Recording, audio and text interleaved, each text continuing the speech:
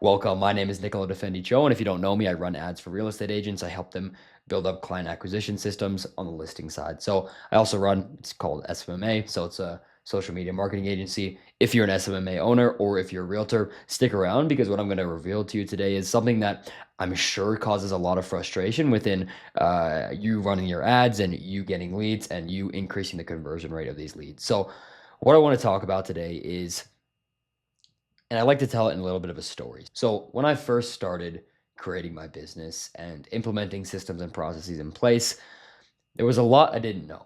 And I'm sure there's always things you don't know in life, but especially when it pertains to systems and processes and okay, yes, I know how to get leads in, but how do I actually improve these systems? And the thing is, I like to look at an analogy, right? I look at an iceberg, right? So there's an iceberg here. There's a tip, maybe 20% out of the water, and the rest of the 80% is down below. Now, if you're doing 20% and you're bringing in, $20 cost per leads, fantastic, right? You're at least starting your journey on bringing in leads. But what you don't know is unknown to you, right? There's a full another 80% of things that you could be doing. And what I find is when I speak to realtors, it's like they feel like they know everything. It's great to be confident, right? I'm with you on that. I'm a confident guy myself. But what I would say is there's a lot that you don't know. And this is a mindset shift that I have. I'm a young guy. I'm still absorbing information. So I'm a sponge, right?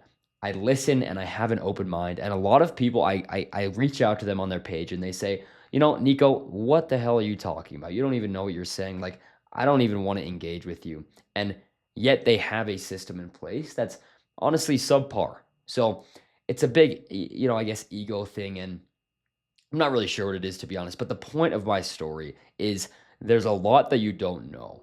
And it's impossible to be assured and be sure of yourself when testing new strategies because it's like, well, what direction do you go? Let's say you run some creatives. A realtor once told me, right, like, I'm going to run some seller specific creatives.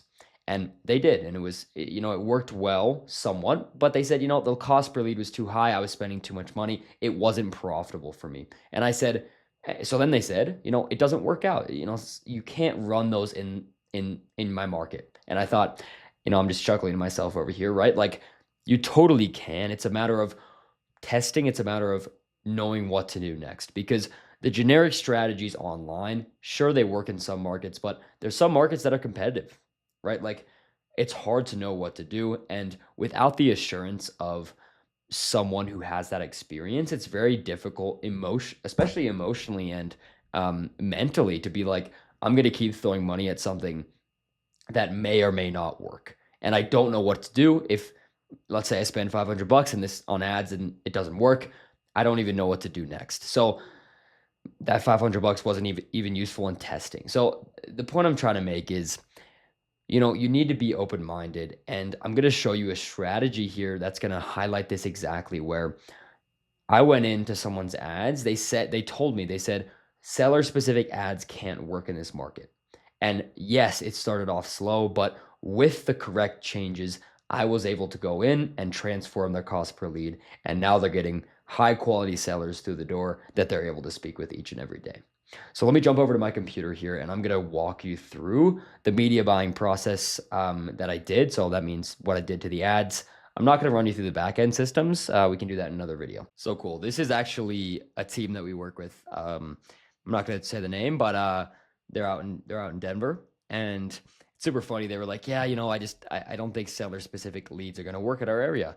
And I said, "You know what? Give me a shot." So I went in and I started off with running this campaign here. Two leads came in for almost 55 bucks a pop. Way too much money. They were probably thinking, man, Nico's wrong. You can't run ads, seller specific ads in our area.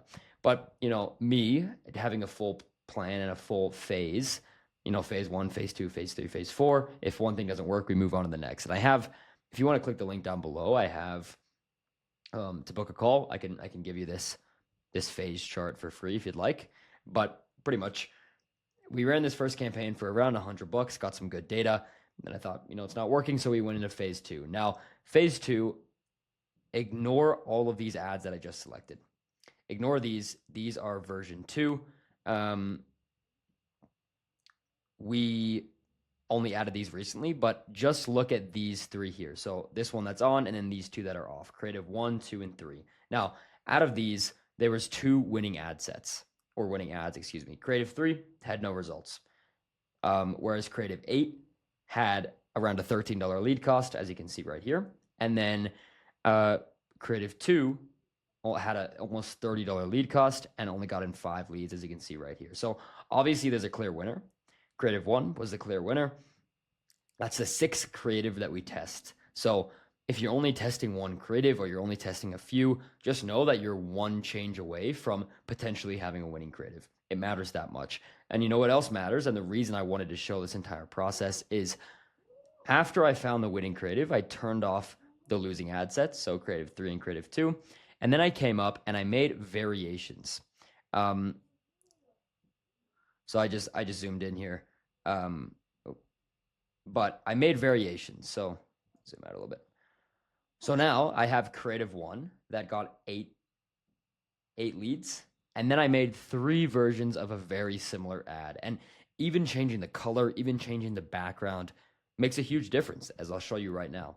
So the past 2 days now, we have found an even greater cost per lead, or lower. It's a better one, but it's a lower cost per lead. And it's just a variation of this creative. All I did was change the background.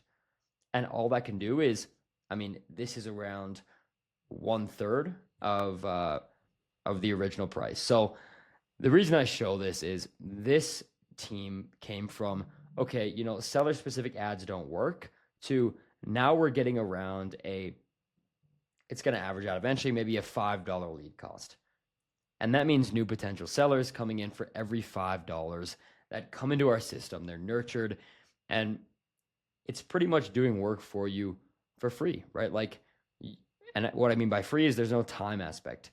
People are coming in, we're running this for you. People come in and they schedule a call into your calendar, and then you close the appointment. So it's pretty fantastic. It's just a matter of, I think there's a lot of ambiguity within the real estate marketing world. It's like, you know, I'm just going to try it myself and see if it works. It's like, it's much easier to hand things over to someone who has a lot of experience, just like you would never expect to. I mean, you don't recommend your clients as a realtor to do the paperwork themselves. You want to do it, you're the expert. It only makes sense. Just as if, you know, doing marketing and this sort of thing, you want to hand it off to someone who has more experience. So with that being said, I just wanted to show you this little excerpt. If you want this phase by phase sheet, which goes through exactly which creatives I run depending on the market, you can schedule a call down below. And that's all I have for you guys today. Cheers.